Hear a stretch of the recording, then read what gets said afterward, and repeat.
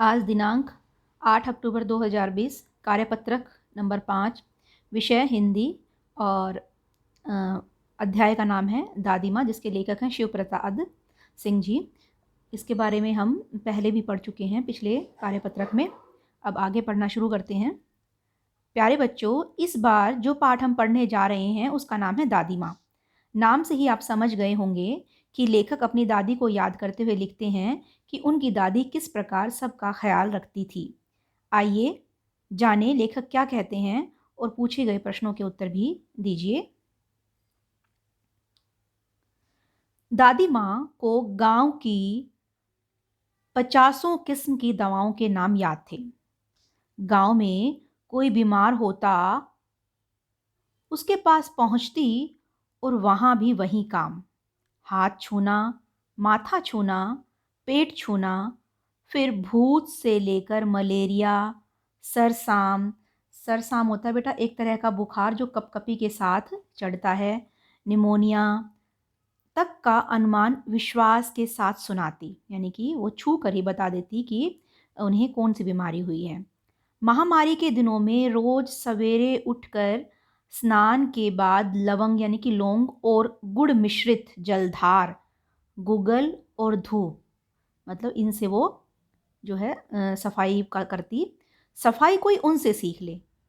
दवा में देर होती, मिश्री या शहद खत्म हो जाता, चादर या गिलाफ नहीं बदले जाते तो वे जैसे पागल हो जाती, यानी कि वो बीमार व्यक्ति के साथ किसी प्रकार की कोताही लापरवाही नहीं बरतती थी, उसके लिए बहुत ही अनुशासित थी।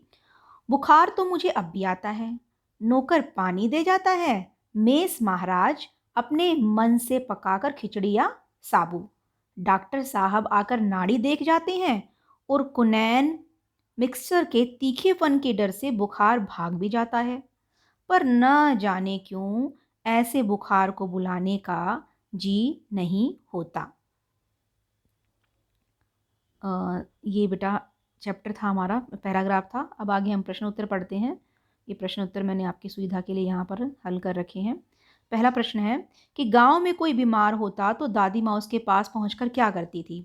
उत्तर है कि गांव में कोई बीमार होता तो दादी माँ उसके पास पहुंचकर हाथ, माथा, पैर छूकर उसकी बीमारी का अनुमान लगाती थी कि उसको क्या हुआ है, मलेरिया हुआ है, निमोनिया हुआ है या सरसाम हुआ है।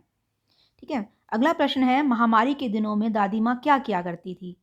महामारी के दिनों में, महामारी यानी कि कोई बड़ी बीमारी फैल जाए, जैसे चेचक, हैजा, टाइफाइड, जैसे इन दिनों कोरोना फैला हुआ है, कोविड-19।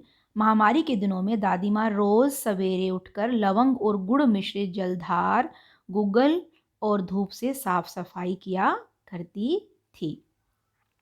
अगला प्रश्न है कि लेखक को अब बुखार आता है तो नौकर और महाराज उसके लिए क्या करते हैं। तो लेखक को अब बुखार आता है तो नौकर पानी दे जाता है और मेस महाराज अपने मन से पकाकर खिचड़ी या साबू दे देता है। अगला प्रश्न है कि दवा में देर होती, मिश्री शहद खत्म हो जाता, चादर या गिलाफ नहीं बदले जाते तो वो पागल हो जाती। रेखांकित शब्द किसके लिए प्रयोग किया गया है और वह ऐसा क्यों करती थी। इसमें है ये रेखांकित, मैं बता देती हूँ आपको कौन सा है ये। जैसे वो पागल हो जाती, तो ये किसके लिए प्रयोग हुआ है, तो ये हुआ है दादी माँ के लिए, कि रेखांकित शब्द जो है वो दादी माँ के लिए प्रयोग किया गया है, क्योंकि वह बीमार व्यक्ति की साफ सफाई, दवा, खान पान को लेकर बहुत ही अनुशासित और सख्त रहती थी। उसमें कोई भी किसी भी प्रकार की लापरवाही नहीं बरतती थी। अगला प्रश्न है इस समय कौन सी महामारी चल रही है और इससे बचने के लिए हमें क्या क्या करना चाहिए। तो इस समय कोरोना वायरस के कारण फैली महामारी, जिसे कोविड-19 का नाम दिया गया है, वह चल रही है और इससे बचने के लिए हमें निम्नलिखित उपाय करने चाहिए। एक तो साफ सफाई का ध्यान रखना, जैसे बार बार हाथ धोना, सोशल डिस्टेंसिंग यानी कि उचित शारीरिक दूरी का पालन करना, कि साथ साथ में नहीं खड़ा होना किसी के पास में भी, रोग प्रतिरोधक क्षमता को बढ़ाना यानी कि अपनी इम्यूनिटी पावर को बढ़ाना, कि एक्सरसाइज करके, अच्छे से खा पी कर, ठीक है, और मास्क पहन कर रखना। तो ये उपाय हैं जो हम इस बीमारी से बचने के लिए कर सकते हैं। तो ये चैप्टर था बेटा तुम्हारा दादी माँ, जिसके लेखक थे शिव प्रसाद सिंह।